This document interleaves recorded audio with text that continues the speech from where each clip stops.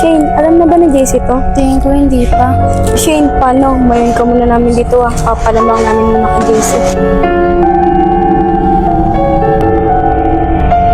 JC!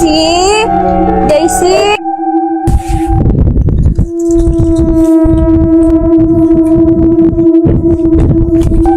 Kuya, kumusta ka?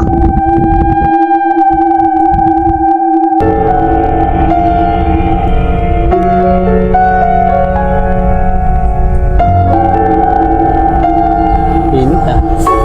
Kuya, Bay, saan ka na naman galing? nabinantan lang ako, kuya. Asan si John Lee? Hindi ko pa rin alam eh. Baka gumala. Nyetang bata, init panigala ah. Kaya nabalitaan mo ba nangyari kahapon?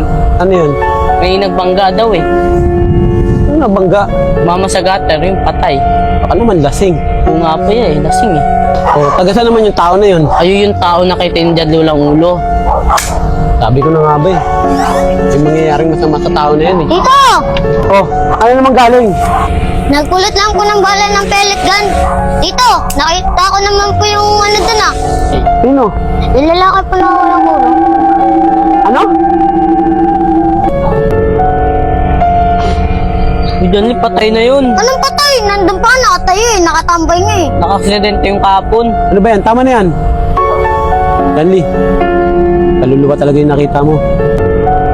Bukas na yung third eye mo. Tito, ano po yung third eye? Yung mga kasamang elemento na nakikita mo na hindi namin nakikita. Ha? Ano po yun? Basta, bata ka pa para malaman mo yun. Sige na, pumasok ka sa loob ng bahay. Bye, bantayan mo palagi yan si John Lee ah. Baka anong mangyari dyan. Hindi mo. JC, saan mo ba ako dadalhin? Dito ka na magpahinga sa bahay. Magagalit si mama. Dito ka muna umupo. JC, ano ba ginagawa mo? Dami mong arte. Alam mo, gusto mo rin ako. Anong gusto? Pinagsasabi mo. Ba, JC? Kasama na lang kayo ni Lepot. Diyan Lee, nanaginip ka. Meron ako na pag-inipan na babae pinatay.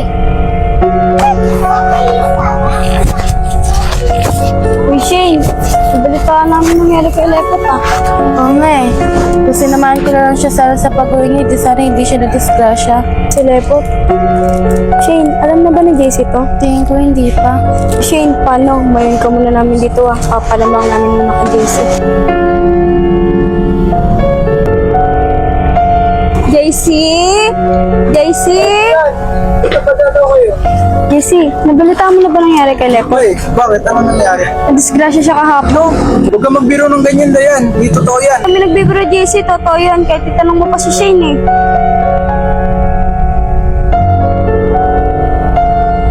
Gino ba kayo dito? Dayan, kasalanan mo to eh. Dapat di na kami naginuman. Huwag mo sisihin sarili mo. Hindi naman natin gusto yung nangyari.